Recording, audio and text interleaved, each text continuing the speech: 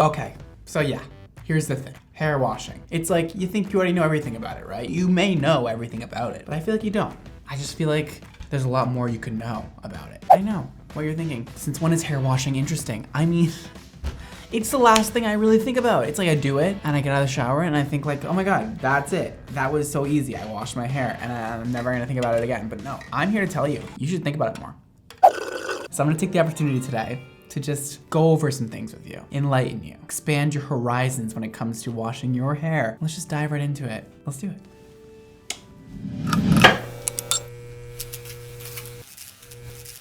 Welcome to class, boys and girls. This is Hair Washing 101 on the whiteboard. Can we get that written out? Hey, beautiful. So, listen. This video concept came up to me when I was telling people how to use my shampoo and conditioner, Project X. I used it on my Instagram story. I showed you guys what you should be doing, how you should be washing your hair, and a lot of people had a lot of questions about this. Listen, I've had all the questions ever when doing clients' hair. That's the one thing you don't really talk about because you think everybody already knows about it, but it's actually not true. So let's get into it. Water temperature. What do you think is the best option to wash your hair with? Cold, hot, extremely hot, lukewarm? Take your pick. What do you think is the best? I'm gonna give you the answer right now, okay? Warm is the correct answer. Congratulations if you got that right. Warm, you should be washing your hair with warm water, okay? A lot of people wanna know, hey, should I be washing my hair with cold water? I heard it makes your hair shinier. I heard it makes your hair healthier. I'm gonna come out and say it. I think washing your hair with cold water is such bull.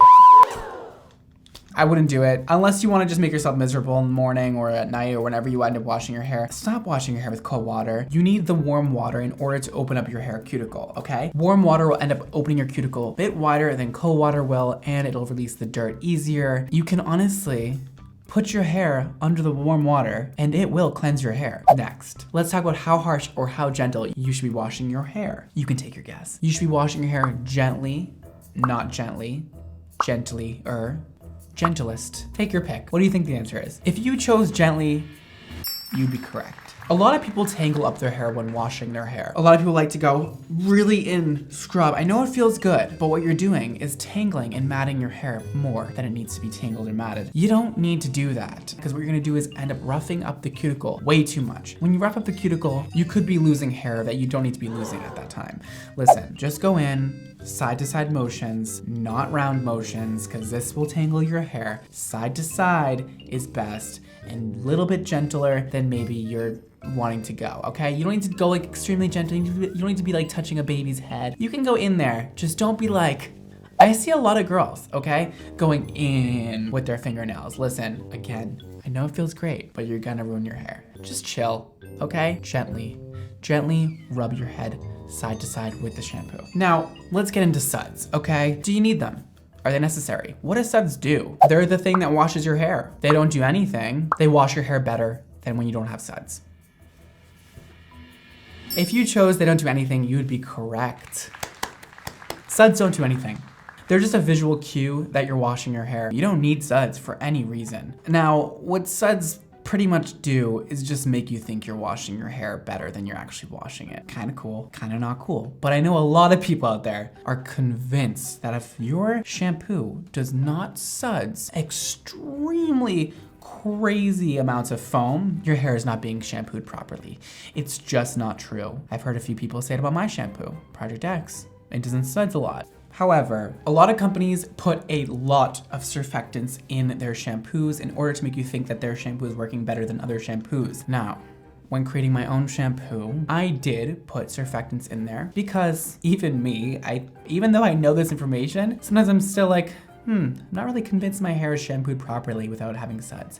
So we did put a surfactant in my shampoo. However, we did not put a overbearing amount because I don't think it's necessary. And to be honest, it's doing nothing for your hair. It's just a visual cue that you are shampooing your hair and you are cleaning it. However, even if there wasn't any surfactants in there, no suds, it would still be doing the same thing. So you actually can use shampoos that have absolutely no surfactants in them and they are still doing the job of cleaning your hair. Interesting, right? Suds are not going to harm your hair, except they may harm your thoughts about a certain shampoo conditioner. They may make you think one is working better than the other, when in actuality, the thing that's not sudsing is probably doing more good to your hair than the one that is sudsing incredible amounts of suds.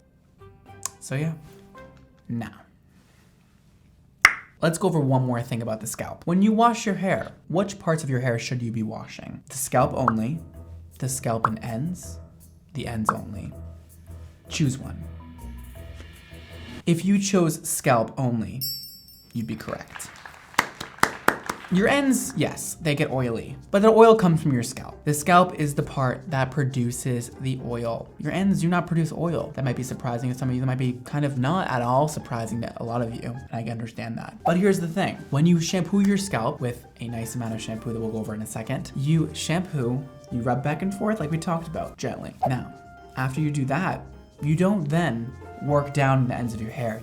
Please don't take the ends of your hair and go like this. Please, you're going to ruin your cuticle. It's not gonna be good for you. It's a bad idea. Please don't do that. Once you go under the warm water and you rinse your scalp free of shampoo, your ends will then be shampooed by the residue from the scalp. So everything comes from your scalp down, releasing the trapped dirt within your ends. There's no need to rub your ends. There's no need to get onto your ends with shampoo. Your scalp will be fine. And also, all you're gonna do is dry your ends and detangle them a lot more than necessary. There's no point of shampooing your ends. Your ends will get clean by just shampooing your scalp. Now, if you're wondering how much shampoo you should be using, well, that's a great question. We're about to go over that right now. Basically, most people can use the same amount of shampoo. We all have pretty much the same head space, unless you have just an abnormally big head or an abnormally small head. I don't know, I'm not judging you. Do your thing. However, most of us have the same size head, similar sizes, I'd say. How much shampoo should you be using?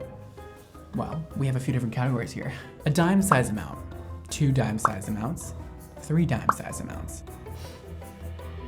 If you picked 2 dime size amounts, you'd be correct. I like to use 1 dime size amount for the front of the head and 1 dime size amount for the back of the head, okay? You can put a little bit in at a time, lather it up, even though the sizes don't matter, and then work the front of your hair, all the way back to here, put a little bit more in, move around your hands, and get the back, okay? Make sure you don't wipe the shampoo away with the ends of your hair when you go to put it on your scalp, okay? If you have very long hair, move it around your shoulder, go in from the back, and go in there, okay? Focus on parts that get the most oily, maybe like right here. For me at least, that's where I feel like I have the most oil secretion, and that is where I start. So I like to put one hand maybe right here and one hand right here and kind of just like go in there. But a lot of people tell me they have long hair. They need a lot of shampoo. They buy the gallons of shampoo. It's not enough for them. Girl, you do not have to be using that much shampoo. That's crazy. 99% of people can use the exact same amount of shampoo. I can use the same amount of shampoo as a girl with 24-inch long hair. I promise. I've heard people who wash their hair once a year.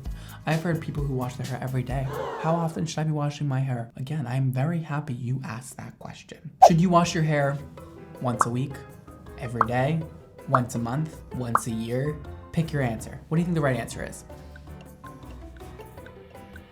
If you chose any of these answers, you'd be correct. You know why? Because everybody is different. This is a wonderful, diverse world we live in, and so is your shampooing routines. Now, I'm not exactly gonna say washing your hair every day is the greatest thing. However, I know that there are people out there who have extremely oily hair. And that is usually because they have a dependency on shampoo, okay? You've grown up washing your hair every single day. Your parents told you that's what you're supposed to do. You've been using very harsh chemicals, possibly some not so good drugstore shampoos, and your hair's gotten very dried out. Therefore, it's overproducing oils to your scalp. There are ways to fix this, okay? I typically like to wash my hair once a week. And when my hair gets oily, I use a natural bristle brush from the scalp to the ends and I brush it through. You can also use dry shampoo to help combat the oils in your hair. So if you've been washing your hair every day for your whole life, I would probably stop that. And let me say one more thing before you come after me right now. My shampoo is called Project X Everyday Shampoo. Everyday shampoo. Let's get one thing straight, okay? Everyday shampoo does not mean every day. I know that's a little misleading. However, when somebody refers to an everyday shampoo, it's typically a word used for a shampoo that is gentle enough for everyday use for those of you who are committed to washing your hair every day. You can definitely use my shampoo every single day. However, it really refers to a shampoo and conditioner that is gentle, that is not gonna be extremely heavy. It's a shampoo that is formulated for all hair types and textures. It's gonna be good for everyday use if you are committed to that, and good for people who wash their hair not so often. So let's go over that though. I would discontinue washing your hair every day if possible. There are a lot of YouTube videos about how to train your hair, how to stop washing it so much, how to make your hair stop producing so many oils. So I definitely recommend going to YouTube and searching that if you're interested to learn more about that. However, today we're not going over that. So go watch somebody else's video. But for me, somebody who has processed, lightened hair, I like to wash once a week. It gives me the perfect amount of time to have a little bit of oil secretion from my scalp to hydrate my ends and not dry out my hair too much. So once a week seems to be pretty good for most people, or twice a week seems to be pretty good for most people also. Let's talk about how long you should be leaving your conditioner on for. 30 seconds, 3 minutes, 10 minutes, 15 minutes plus. This will vary per person. Now, listen, if you want extra hydration, I would definitely leave it on as long as you possibly can in the shower. I don't think you need to exceed 15 minutes. I think yes for a hair mask, but for just plain old conditioner, I would probably go personally with about 3 minutes. I like to get in the shower right away, shampoo my hair, right away after that, put conditioner on and just leave it on until I'm done with the shower. That may be whatever, 3, 10 minutes, whatever I end up doing that day, but I'd say just leave it on. But you don't need to exceed 15 minutes if you don't feel like it. I really just don't believe it's gonna do anything else for your hair unless you're using a hair mask that is made to be left on for that long of time. I like to always follow up my personal conditioning routine with a hair mask because I know that I need more love than just a regular conditioner. Now the conditioner is gonna do the job of detangling, getting it kind of prepared for the hair mask, but I like to really double up on conditioner, and I know the hair mask will give me that much needed lift of all the essentials I need in order to really, really hydrate my hair and bring it back to life. And also, I have a couple things to go over after the shampoo and conditioning process. Here's a big one for me. Here's a pet peeve of mine. When you get out of the shower, do not take that towel and scrub your head with it. Don't you dare do that to me. Don't go like this. Don't put your head down and go like this to your ends. Oh my God, there's nothing I want to see less than that. Calm down, Brittany. I would recommend is scrunch the hair in the towel. You kind of lay the towel over your hands and scrunch the bottom, scrunch the top, whatever. I also wouldn't put your hair in a turban. I know it's tempting, but you're gonna end up getting some tension alopecia if you're putting your hair up in a turban all the time after washing it, because it's gonna really pull on those very fragile front pieces of your hair that have just been washed, that have just been warmed up. When your hair is warmed up, it is in a much more fragile and expandable state than when it is cold. So I would not recommend putting your hair up in a turban. I know it's easy. I know it's like, I should do that, but like, no, you shouldn't, girl. You just shouldn't do it. Now that your hair has been washed perfectly and it's looking fabulous and it's been conditioned to perfection, one of the most important parts for me is after the shampooing process. Listen, following up with a great hair care routine is essential. Okay? Because what you're doing when you shampoo is getting the dirt out of your hair and detangling and adding a bit more health to your hair with whichever product you may be using. But at the end of the day, shampoo and conditioner is only touching your hair for a matter of minutes. There are definitely benefits to that, but there's not as many as there's gonna be when using aftercare products after your shampoo and conditioning process. So this is where it's gonna vary a lot per person. You have dry hair. You want to use some leave-ins. You want to use some oils. You have curly hair. You want to use some curl products, obviously curl defining products. You want to use maybe some oil also, maybe some heat protectant spray if you're going to try and blow dry it out and straighten it. Whatever your hair type or texture is, there are definite necessary products you should be using in order to keep your hair the healthiest possible, and always follow up your shampoo and conditioning routine with the proper product, or else you're just going to let your hair down, and you don't want to do that. Your hair has done so much for you, so much for your confidence and so much for your personality. Give it a little love, okay? Show it how you love it back. Let's get into the type of shampoo and conditioner you should be using. A lot of people wonder why I don't always recommend drugstore cheap shampoo. I am by no means saying that drugstore shampoo and conditioner is bad, but there are definitely bad ones out there. Listen, if the shampoo has been marked down significantly, if you are paying a very low price for your shampoo, there is a very high chance there is not high quality ingredients in that shampoo and conditioner. Guys, my father always told me, you don't get nothing for nothing. And I have brought that with me through everything in my life. The more you pay, to a point, gets you more benefits. Listen, don't go out there and spend $10 on a shampoo. You're just gonna get probably a soap bar in a liquid form, which is not gonna be good for your hair. It's gonna strip you of all your natural essential oils. It's gonna leave your hair so damaged without replacing the essentials that your hair needs to grow healthy. So, spending a premium price on shampoo and conditioner is always worth it in my opinion. And I know that's like hard to take from me because like I have shampoo and conditioner. I'm not gonna be like, oh my God, go buy the $5 shampoo and conditioner. But I genuinely would say that to anybody, no matter what, because a lot of people's setbacks to buying expensive shampoo and conditioner is that they use so much of it. And before this, we went over how much to use. So you really shouldn't be using very much of it. It should last you quite a while. And if that's the only concern you have with the price, then that's your answer. You shouldn't be using as much and it will last you longer and you will not pay any more than what you're currently paying for your current shampoo and conditioner. Now, I can speak on my behalf. My shampoo and conditioner costs $25. And some of you guys were shook about that. It's a very normal price for shampoo and conditioner that is 8 ounces. That should last you a while. Now, I don't want to say how long because again, some people aren't gonna listen to my directions and use 2 dime size amounts, but it should last you quite a few months if you are not washing your hair every single day and you are using 2 dime size amounts.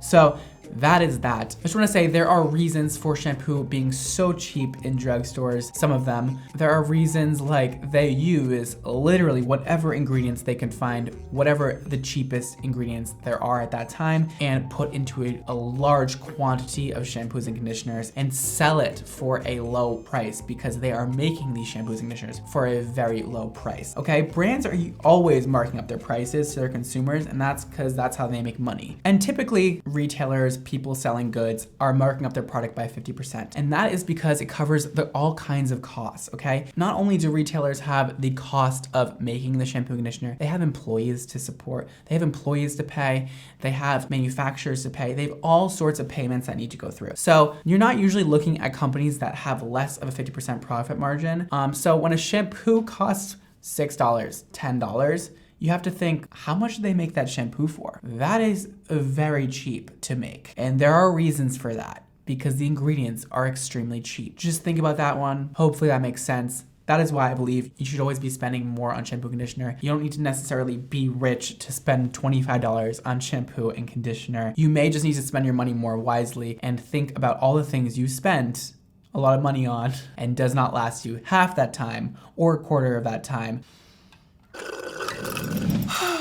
Well, now that I'm all talked out for the day, I hope you enjoyed that little presentation I had for you. I don't know why I love talking about that topic so much. It's like kind of fun for me. If you have any more questions, leave them below. I will try to get back to some of you guys in the comment section. So leave your comments if you'd like. Anything I didn't touch on that you're still wondering. And of course, I gotta self-promote. If you guys would like to check out my new shampoo and conditioner called Project X, it'll be linked below at xmondohair.com. And you guys can read up about it, see the ingredient list, see whatever else information you need to know. I hope you found that informative. Maybe learn some new things about something that's very common and you think you may have known everything about. You may not have known everything about it. That's it. Follow me on Instagram and Twitter at BrymonNYC. Follow my hair care brand, Xmondo Hair, to stay up to date with new product launches. And that is all. Thank you guys so much for watching today. Don't forget to live your extra life, and I will see you all next time. Peace.